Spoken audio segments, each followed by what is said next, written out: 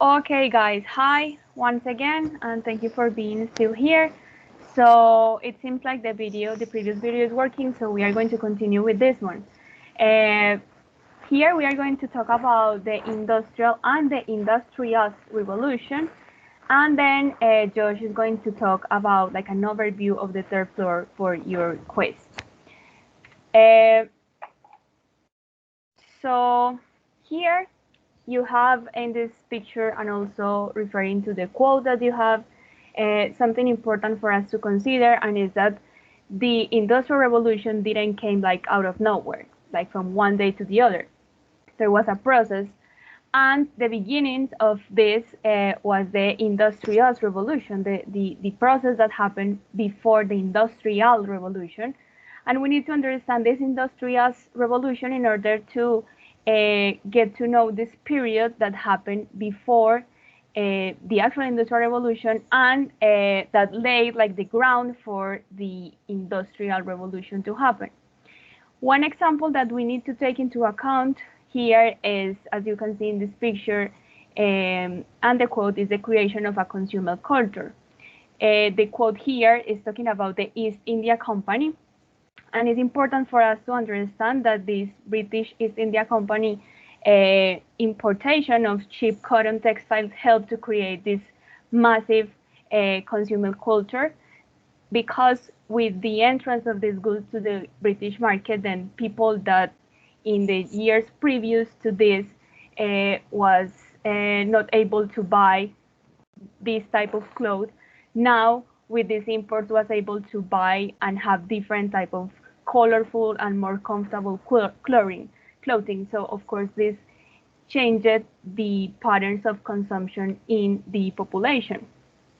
Another important thing is sugar as a commodity that also exemplifies how the demand and the supply of products changed. So the thing with sugar is that historically it was a luxury good, but now it was also being imported in mass quantities for this market that was demanding it. As you can see here in the picture, the consumption of sugar increased dramatically. So this is also an important thing to take into account and to exemplify what was happening in the market itself. So if we talk about like this prequel of the Industrial Revolution, meaning the Industrial Revolution, we have here this graph to try to illustrate for you a little bit what actually happened. So we have at the beginning here the government that sets like the framework for everything to actually begin happening.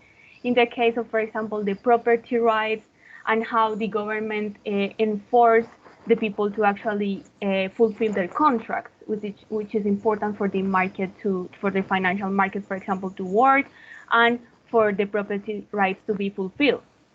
Then this also has to do with agriculture because of the enclosure movement and the agricultural revolution. Remember that this is important because due to this agricultural revolution, there was also a surplus in rural labor. Remember that because of the efficiency in agriculture, then the farmers or the peasants had more time, more free time, and then they started actually to work in other things or to produce things in their houses because of this consumer culture. They wanted to work more in order to have more money to actually get to consume the products that were now in the market. So this leads us to this proto industry. Of course, this system of household production, as I was saying, in which these peasants dedicated their free time to produce goods and to sell them, which of course was going to represent money for them. And this system, of course, was fed by the colonial imports, as I was saying, for example, cotton, sugar, and tobacco. And this was also very important here to consider the domestic merchants and the landowners, as we will see. So here we have this quote that says, "The Industrial Revolution was a process of household-based resource relocation that increased both the supply of marketed commodities and labor, and the demand for market supply goods. This is a quote from Debris, and then you can see how he illustrates this industrial revolution. So again, there were also changing patterns in terms of work. There is another quote here that says, a broad range of households made decisions that increase both the supply of marketed commodities and labor and the demand for goods offered in the marketplace. This combination is actually this combination of change in the household behavior constituted the industrial revolution. So as you can see, changes happen not only in the patterns of work, but also in the consumption and in the goods available in the market because of the imports that were coming from the colonies. Here you have this picture, and again, it's important for you to know that we are not talking about urban factory production productivity here, or changing in the patterns in the urban way. We are talking about household production. So often, even it's important for you to think about this example. Maybe artisans will make a part of some goods, for example, these stocks for a gun, and then they will give this to an urban merchant, which will put everything together and then sell it in the market. So this is like the system that was in place. So what were those qualities of the household or putting out system, meaning the proto-industrialization? So we have rural surplus labor, often in the household. So again, this rural surplus labor allowed the production in the households. The production organized by urban merchants that were the ones that ultimately sold the products in the market. A traditional, meaning a pre-industrial technology. Again, this concept of pre-industrial is very important because we don't have here yet the technology that we will experience in the actual industrial revolution. And important for you also to remember that there is a low productivity of labor, because remember that productivity means the amount of goods produced over the time, for example, per hour or per day. So we don't have an actual increase in productivity here in this industry as revolution, but yes, we have people producing more goods. So the emergence of consumer society, this quote is very interesting, and it says, men are forced to labor now because they are slaves to their own wants, meaning that yes, now they had to work because they wanted to acquire the goods that they have at their disposal in the market that in previous years they didn't have. So they were like slaves or the things that they wanted, therefore they had to work in order to buy these goods. So what's the difference between the industrial revolution and the industrial revolution? So maybe you now have some idea of this difference. So as we have seen, the industrial revolution entailed production in mostly rural areas, but again, did not involve any type of innovation in terms of production techniques. Because people work more, yes, they produce more, okay, but again, productivity of manufactured goods didn't increase. This is very different from what we see in the actual industrial revolution, in which, of course, there is an increase in productivity. So we already talked about the industrial revolution. Now let's see a little bit about the industrial revolution. And here we have a quote from Hobsbawm that it says, the repercussions of this revolution did not make themselves felt in an obvious and unmistakable way at any rate outside England until or after 1830s, and probably not before 1840s or thereabouts. So if this was not so easy to notice, why is Hobsbawm saying this? Something important for you to consider is that it is not also about like the timing that Hobsbawm is presenting here. It's about how the industrial revolution created the system or like the framework for a huge change that will happen after this industrial revolution was fully implemented. And yet, so let's talk a little bit about this quote. By any reckoning, this was probably the most important event in world history at any rate, since the invention of agriculture and cities. So it is said that in the history of humanity, there have been two major revolutions. The Neolithic Revolution, in which humans went from hunting and gathering to agriculture and settlement, and then the Industrial Revolution. But why cotton was first? So why was cotton like in the first stage of industrial revolution? So one of the reasons that we have to consider for understanding why this first phase of the industrial revolution, meaning the first industrial revolution, didn't have this kind of impact on economic growth that we will see in the second industrial revolution, is because it was localized to a certain part of Great Britain and to a particular industry that is cotton textiles. Cotton was not very capital intensive to industrialize, and there was already a market, very important market for cotton textiles. So in short, what was needed was first an industry which already offered exceptional rewards for the manufacturer who could expand his output quickly if needed by reasonably cheap and simple innovations, and second, a world market largely monopolized by a single producing nation, in this case, of course, the British Empire. So according to Allen, there is also an important quote that we have to analyze here, and it says, Britain's unusual wages and prices were due to two factors. The first was Britain's success in the global economy, which was in part the result of the state policy that we already talked about this, and Santiago explained very well what this implies. And the second was the geographical Britain was geographical reason.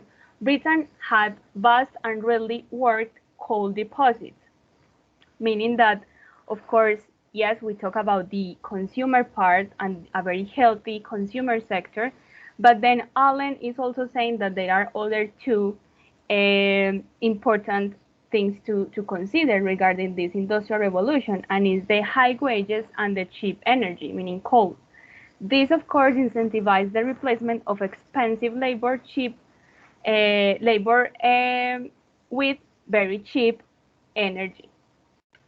As you can see here in this picture, so we have this graph for us to understand the wages in very important cities during the 14th, 15th, 16th, 17th, and 18th century.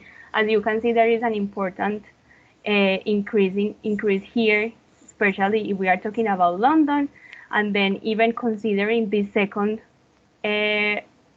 biggest or highest like wage that was happening in Amsterdam, it's a considerable difference between London and Amsterdam.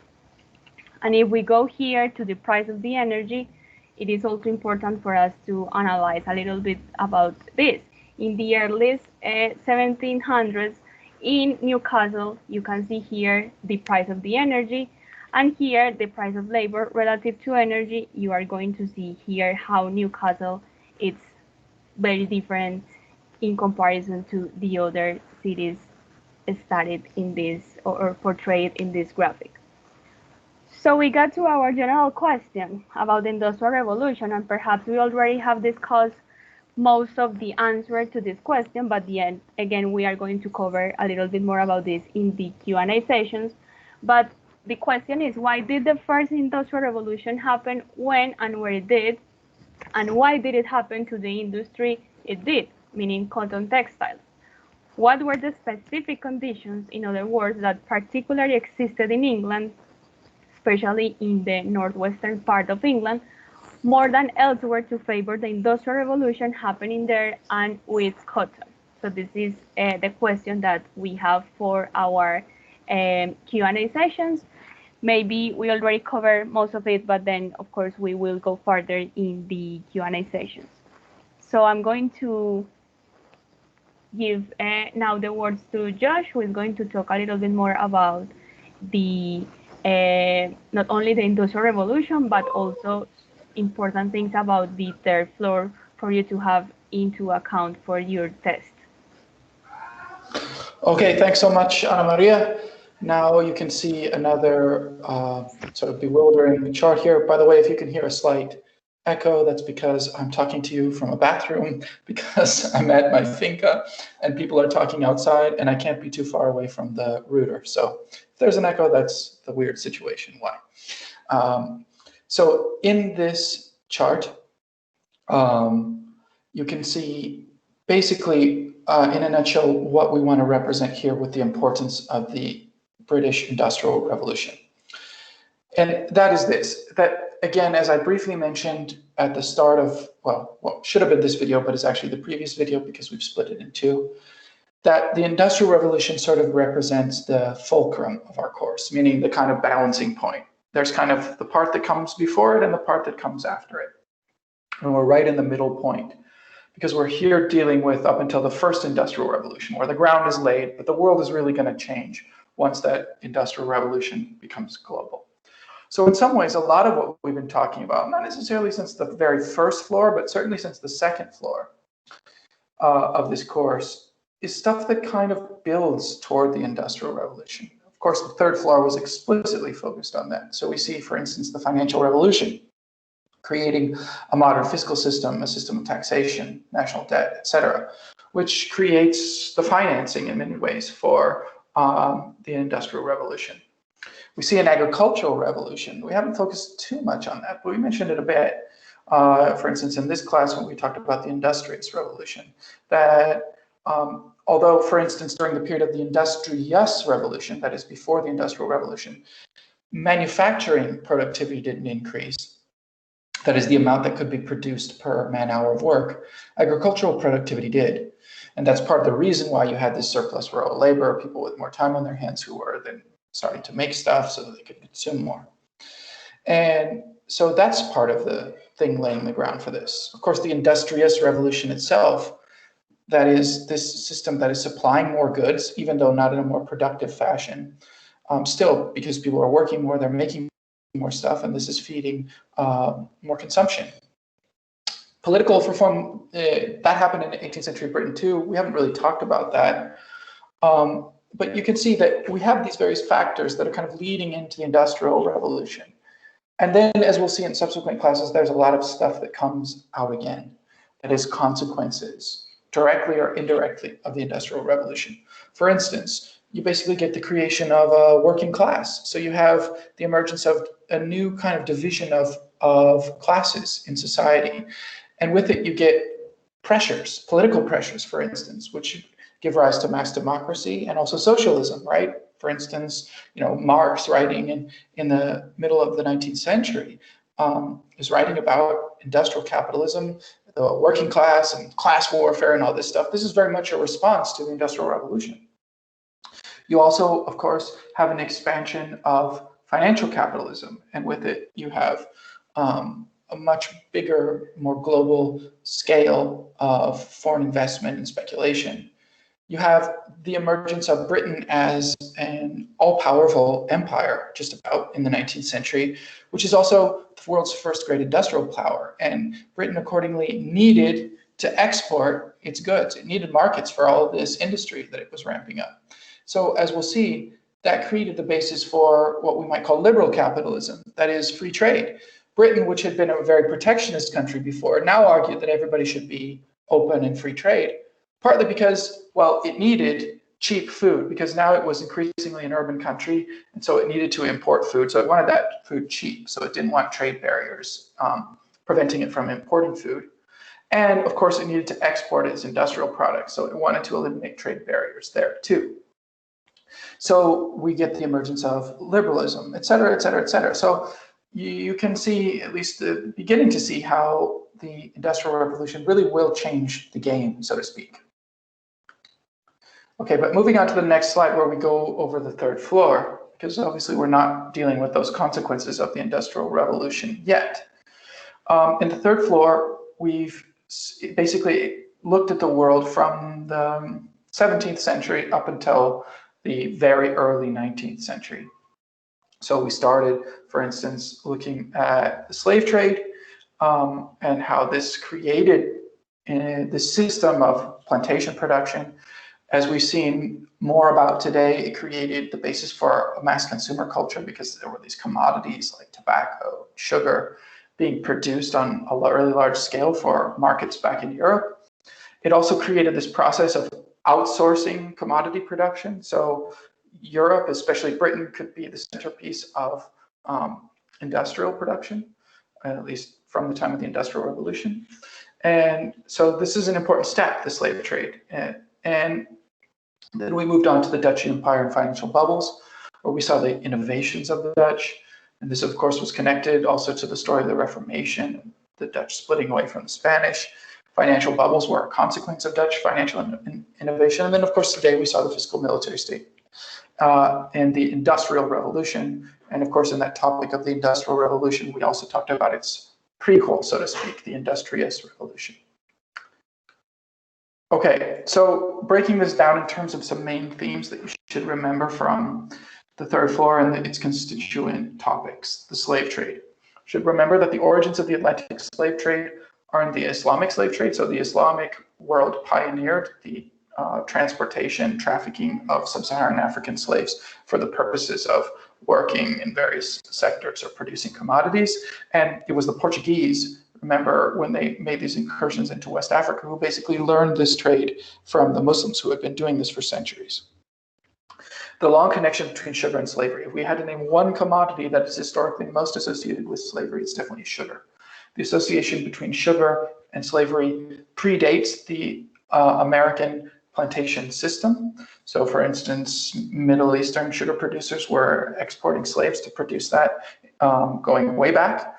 Then the Portuguese, again, once they started learning the slave trade from the Moors, started taking slaves to produce sugar in islands like Madeira in the Atlantic, even before they arrived in the New World. And then, of course, when the Portuguese and then other powers like the Spanish, the English, the Dutch, the French settled in the New World, they created sugar plantations in places like Brazil or Caribbean islands like Cuba or Jamaica, or indeed along the northern coast of South America or Central America. So slavery was also a business that was complicated, involving long credit cycles. And for this reason, it was also essential in kind of the story of the developing of the management of complex international supply chains. And then is therefore, for better and certainly for worse, associated with the emergence of, if you like, systematized international business. So we also talked about the sort of problem, if you like, of figuring out why it was that slaves became the preferred labor source for manufacturing or producing commodities in the New World. And it's not such necessarily just a completely obvious thing, because it involved a pretty horrible business of taking people against their will across the ocean from another continent otherwise not connected to this Atlantic system. And that being Africa, of course, which then did become intimately connected with the Atlantic system. And therefore, remember, we have this concept of the triangular trade, linking up Africa with its slaves, the New World with its commodities being produced by slaves, and Europe with its financing, its slave ships, its slave crews. And so finally, we talked about different theories about why the labor became important. Malaria, the nasty kind called falciparum, was one theory. Another thing we could just see is that over time, as prices of these commodities that were being produced went down, it actually became more cost effective to count on a slave whose labor you could count on for a longer period of time, even though the initial cost was higher. Okay, moving on to the Dutch Empire and financial bubbles. It's important to remember that the Dutch were, even before they gained independence with the creation of the Dutch Republic in 1581, even before that, there was a long tradition of Holland and the Netherlands. Once they become independent, we can kind of use it interchangeably, of Holland being a commercial society with a strong tradition of entrepreneurial culture. And this developed even more in the time after Holland became independent, that is, the Dutch Republic was created, with the emergence of the stock market and a sort of forerunner of the central bank, and of course the East India Company, which created the stock market basically, which was this incredibly successful multinational company. The first great modern financial bubble, of course, also sprang out of Holland with the speculation in tulips in 1636 to 1637, which was followed decades later once this emerging financial revolution had spread to France and Britain with the Mississippi bubble in France and the South Sea bubble in Britain, respectively. Okay, moving on, just to summarize floor 3. I'm not going to summarize the videos that we had today because we just had them. So we'll move on to kind of the general themes of floor 3. One theme is that what we see that's different from the second floor is that now we're seeing a sort of movement, a power shift within Europe from Southern Europe to Northern Europe. So in the period of the second floor, you had Spain and Portugal creating these empires, Southern European empires, and of course Italy is still very important, the age of Genoa. And in the third floor, we're seeing Holland first, followed by France and especially Britain, that become dominant. So we're seeing this shift from south to north. We're seeing the emergence of large-scale plantation economies using slave labor. That was, again, occurring since the 16th century, but it was really in the second half of the 17th century onward that the plantation economy based on slave labor came into its own, started producing these things in mass quantities. That there was, in the case of Britain, for instance, some increase in domestic industries before the Industrial Revolution. So for instance, with the Industrialist Revolution, we see this putting out our household production system that was responding to increased demand and also people wanting more disposable income. But that phase before the Industrial Revolution was not a productivity revolution. So it's really important to remember the distinction between total production and productivity. So in other words, let's say that I produce 10 widgets per month. And let's say I work for 2 months. I will produce obviously 20 widgets. Now let's say I decide I want to work more time. So I work instead for 4 months. But I'm producing widgets at the same rate per month. Well, then obviously I would produce 40 widgets. So my production would have gone up, but my productivity wouldn't have because I'm producing them at the same rate as before. Whereas if instead I go from producing 10 widgets per month to being able to produce 20 widgets per month, then my productivity has increased, okay? So during the Industrious Revolution, we do not see an increase in productivity of manufactured goods. Of agriculture, yes. Of manufactured goods, no. But the Industrial Revolution, what makes it so important is that it is a massive productivity. That is the amount that can be produced per hour of work. That explodes. Even though we don't necessarily see that so much during the very first waves of the Industrial Revolution because it was more localized, the very fact that this created the system for being able to produce way more than before will completely change the world. So remember that basically what indicated how much output was for all of history before the Industrial Revolution was essentially calories, because animals or people eat and then they make stuff. The Industrial Revolution replaces that limitation with fossil fuel, first coal and later petroleum. And then the sky's the limit for productivity. So it kind of unleashed productivity from that historical shackle and therefore is immensely important. Okay, but getting back to the story of the Industrious Revolution, we can also notice the emergence of changing consumer habits. And this, of course, is massively important for the story, the later story of the Industrial Revolution, because it doesn't matter how efficiently you can churn out products. If you don't have a market for those products, it ain't gonna work. Okay, so we also see the emergence of the fiscal military state. And again, something you should remember is that the state, as it emerges as a kind of modern bureaucracy in the 18th century in Britain, is basically a big system, a kind of technology, if you like, for managing deficit finance for the purposes of prosecuting wars. So the state is as it was conceived, and is in some ways it still is today, even though, of course, countries aren't necessarily fighting wars at any given time.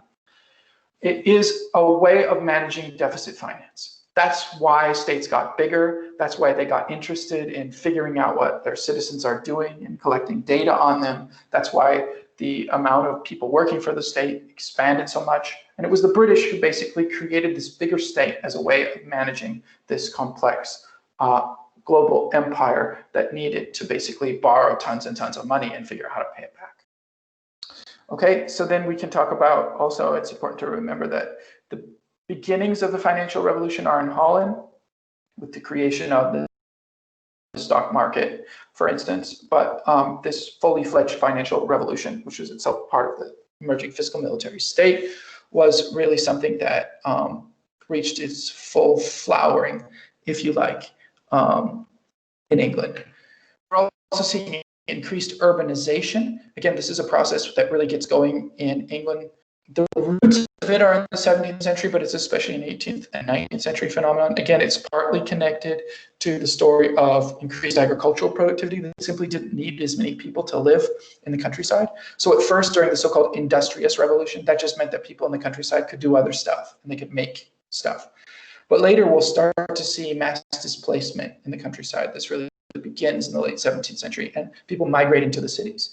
And those people who migrate to the cities will actually become the basis of the emerging working class, the people who then start working in these factories of the Industrial Revolution.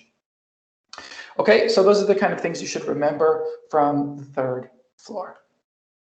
Okay, briefly, what's on for next class? Next class, again, we're going to start looking what happens when this Industrial Revolution, which we're seeing in embryo here, localized in Britain, especially the north of England. Remember, because the first part of Britain that was industrialized was Lancashire, the area around Manchester, with coal coming from not too far away in the northeast of England in Newcastle. And we're seeing it also restricted in terms of industry, mostly around cotton textiles.